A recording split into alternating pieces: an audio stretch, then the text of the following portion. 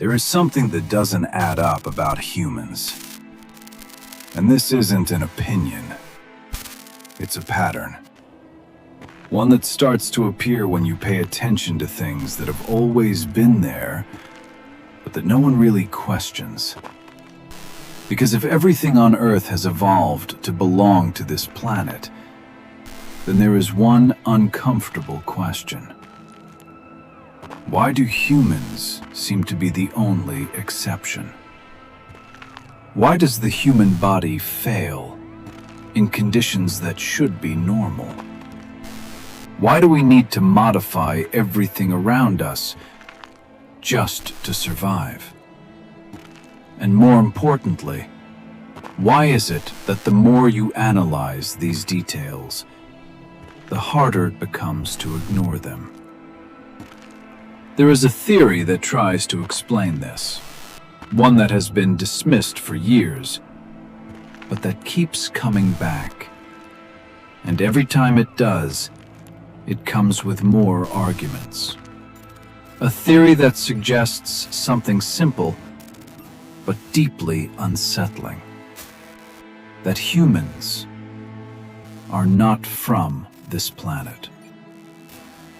This idea has been circulating for years, not in official institutions, not in mainstream science, but in places where uncomfortable questions are not dismissed so easily.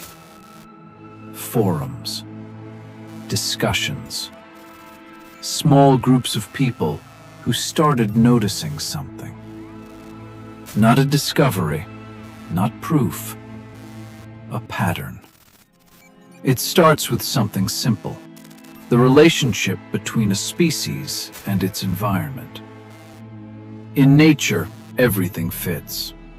Every organism has a role. Bees pollinate. Fungi break down matter.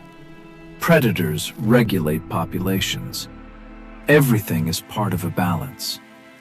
Nothing is out of place. Except humans. Humans do not integrate into any ecosystem without altering it. They do not maintain balance. They disrupt it. They do not pollinate. They do not clean. They do not contribute directly to natural cycles. They consume. They extract. They transform. And when an environment can no longer sustain them, they move and repeat the process. No other species does this. None overpopulates its habitat to the point of collapse.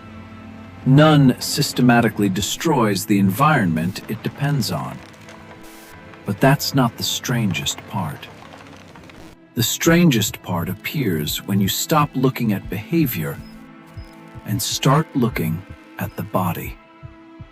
Because if humans evolved on this planet, their biology should be perfectly adapted to it. But it isn't. Take human skin, for example. Prolonged exposure to the sun can cause immediate damage. Burns, blisters, cellular deterioration. This is not common in species that have evolved under the same star for millions of years. Then there's temperature. Humans are extremely sensitive to relatively small changes. Too much heat, and the body begins to fail. Too much cold, and the same thing happens. That's why humans need clothing, shelter, technology. Without it, they don't survive. Most species don't need any of that, but humans do. And there's more. The immune system. Humans can develop allergies to completely natural elements. Pollen, dust, food, the air, even sunlight, their own environment. as if the body is constantly reacting to something it doesn't fully recognize. That's not normal. A species should be fully integrated into its environment, but humans often are not. Then there's the structure of the body, the human spine. Over time, it begins to fail. Lower back pain, herniated discs, degeneration, as if it wasn't fully designed to withstand gravity over long periods, as if it works, but not perfectly. And that's the key point. And when you start putting all these anomalies together, the question changes. It's no longer whether humans are different. That's obvious. The real question is, why? Why would a species that is so fragile, so dependent, so biologically inconsistent with its environment, end up being the dominant one? And this is where the theory becomes more uncomfortable. Because some believe the answer is not in traditional evolution, but in another possibility. That humans did not originate here. That their biology developed in a different environment. A planet with different conditions. Lower radiation, different gravity, a different ecosystem, and that at some point they were brought to Earth, or placed here. Some say it was an accident.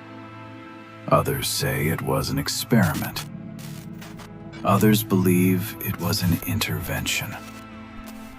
There is no definitive proof. But there is something else. A pattern. Because even when you look at the evolutionary record, more questions appear. Life on Earth is over 600 million years old, and evolution is typically slow, gradual.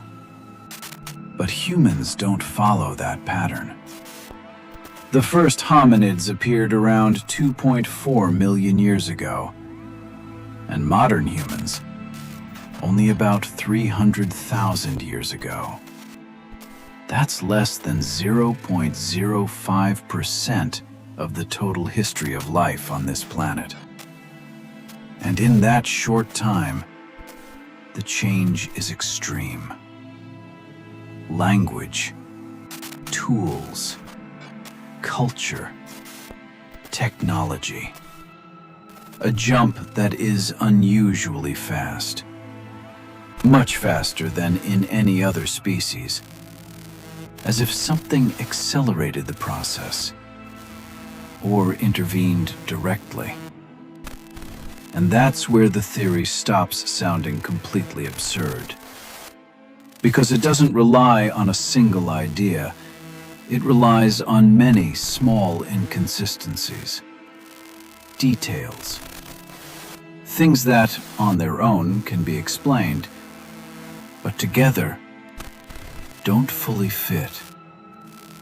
And the most unsettling part is not the theory itself. It's what happens when you start seeing it everywhere. In the body, in behavior, in history. As if there is a constant mismatch. Something small, but impossible to ignore. And maybe the most unsettling part of all is not the theory, not even the lack of proof. It's that when you start putting all the pieces together, it stops sounding impossible. Because suddenly, everything begins to make an uncomfortable kind of sense. The fragility of the human body, its constant conflict with the environment, the way it never fully adapts, as if it is compatible but not native. And that completely changes the question. Because it's no longer about whether humans are different. It's something much harder to accept. That maybe they always have been. And if that's true, then there is something almost no one stops to consider. That humans may not just not belong to Earth, but that, on some level, they know it. That's why they are never satisfied. Why they always want more, further, higher, beyond. As if they are trying to find something this planet cannot give them. Or worse, as if they are trying to return to a place they no longer remember.